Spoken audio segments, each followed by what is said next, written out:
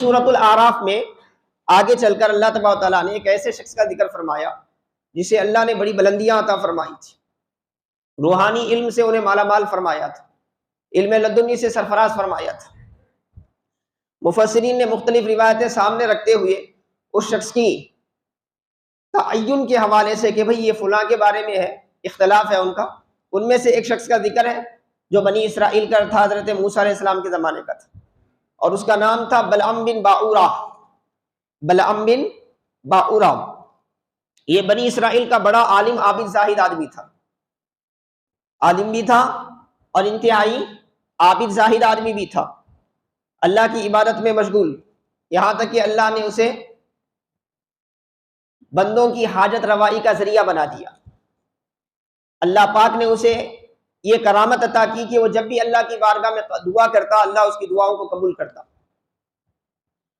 دعاؤں کا قبول کیا جانا یہ اعزاز ہے بندے کے لیے، وہ مستجاب الدعویٰ ہو گیا، یعنی ایسا شخص جس کی دعائیں رد نہیں ہوتی، ضرور قبول کی جاتی۔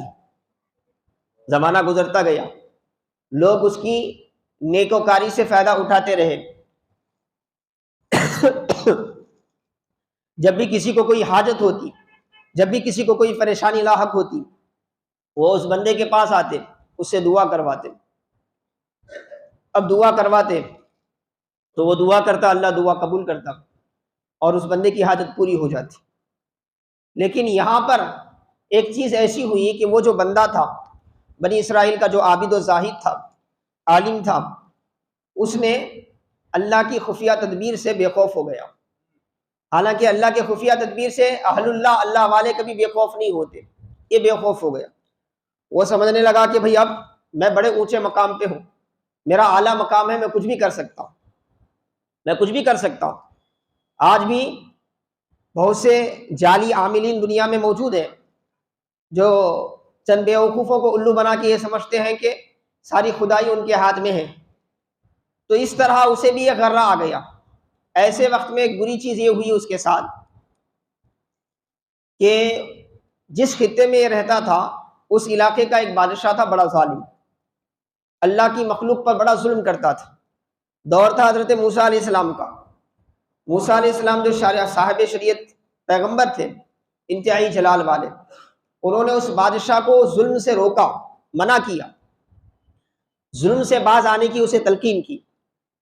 جب ساری ظاہری اسباب جو ہے وہ ختم ہو گئے، منقطع ہو گئے، تو حاضرین محترم عزیزان گرامی، آپ نے اس کے خلاف جنگ کا اعلان کیا، اس ظالم بادشاہ کے خلاف جہاد کا اعلان کیا۔ کون؟ حضرت سیدنا موسیٰ علیہ السلام۔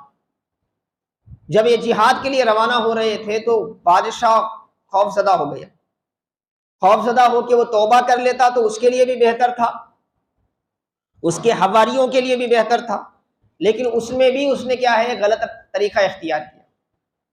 وہ سوچنے لگا کہ کسی طرح کیا ہے میرا ظلم بھی باقی رہے اور موسیٰ کی یہ مصیبت بھی مجھ سے ٹل جائے علیہ السلام۔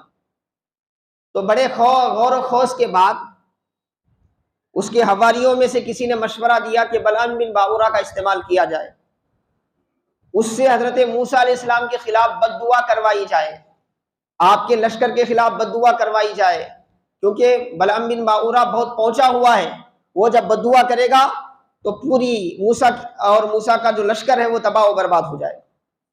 مگر ان نادانوں کو پتہ نہیں ہے امتی کو جو بھی کمال ملتا ہے نبی کے صدقے میں ملتا ہے۔ جس نبی کے وہ امتی ہیں اس نبی کے واسطے سے وہ کمال اللہ تعالیٰ انہیں عطا فرماتا ہے، اور وہ کمال اس وقت تک اس امتی میں رہتا ہے جب تک کہ وہ نبی کا پیروکار ہوتا ہے، نبی کا متبع ہوتا ہے، نبی کا ادب کرنے والا ہوتا ہے۔ اگر وہ بے ادب ہو جائے تو اللہ دی ہوئی ساری صلاحیتوں کو چھین لیتا ہے۔ جو نعمتیں دینے والا ہے اسے معلوم بھی ہے کہ نعمتیں چھینی کیسے جاتی ہے، وہ چھین بھی ویسے ہی لیتا ہے جیسے وہ دیتا ہے۔ اللہ تبارک و تعالیٰ کی ناراضگی سے اللہ ہمیں اپنی پناہ میں رکھے۔ تو حاضرین محترم عزیزان گرامی، بلعم بن باعورہ کو مائل کیا گیا، وہ اللہ کی خفیہ تدبیر سے پہلے ہی بے خوف ہو گیا تھا، اب مال و دولت کی ہرس اور لالچ نے اسے مائل کر دیا اور اس نے ہاتھ اٹھا کر اللہ کے نبی حضرت موسیٰ کے لیے بد دعا کی۔ نتیجہ کیا ہوا؟ بد دعا تو قبول نہیں ہوئی، اس کی ساری صلاحیتوں کو اللہ چھین لیا، اور قرآن کہتا ہے اس کی حالت کتے کی طرح ہو گئی، منہ باہر نکال کر پھرتا تھا، لوگ اس کو کیا ہے تھوکتے تھے، کل تک عزتوں کا وہ مقام تھا کہ لوگ اس کا احترام کرتے تھے، آج ذلیل و خوار ایسا ہوا کہ کتے کی بھی سے بھی بدتر اس کی حالت ہو گئی۔ تو یہ اللہ پاک نے قرآن کریم میں اللہ کی خفیہ تدبیر، جسے ہماری اردو زبان میں اللہ کی لاٹھی کہتے ہیں، اللہ کی لاٹھی جو بے آواز ہوتی ہے، ہم جو بولتے ہیں نا، یعنی اللہ کی جو خفیہ تدبیر چلتی ہے کسی کو پتہ نہیں چلتا، بالخصوص اس ظالم کو جو ظلم کی ساری حدیں پار کر گیا ہے۔ وہ تو سمجھتا ہے کہ میری سیاست مجھے بچا لے گی، وہ تو سمجھتا ہے کہ میری دولت مجھے بچا لے گی، وہ تو سمجھتا ہے کہ میرا بڑا خاندان ہے، میرے خاندان کے بڑے لڑکے ہیں، بہت نوجوان ہیں، وہ سارے کے سارے مجھے بچا لیں گے۔ خدا کی قسم جب اللہ کا غضب آتا ہے تو نہ خاندان بچا پاتا ہے، نہ پیسہ بچا پاتا ہے، نہ سیاست بچا پاتی ہے، نہ حکومت بچا پاتی ہے۔ یہ تاریخی حقیقت ہے۔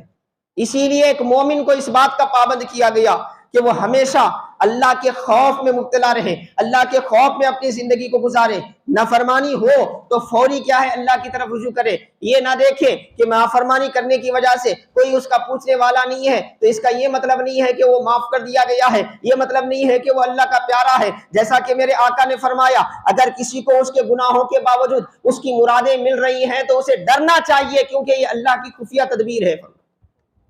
کبھی بھی اس پر اللہ کی پکڑ حاوی ہو سکتی ہے، کبھی بھی وہ اللہ کی گرفت میں آ سکتا ہے، کبھی بھی وہ اللہ کے عذاب میں آ سکتا ہے، کبھی بھی اللہ کے عتاب میں آ سکتا ہے۔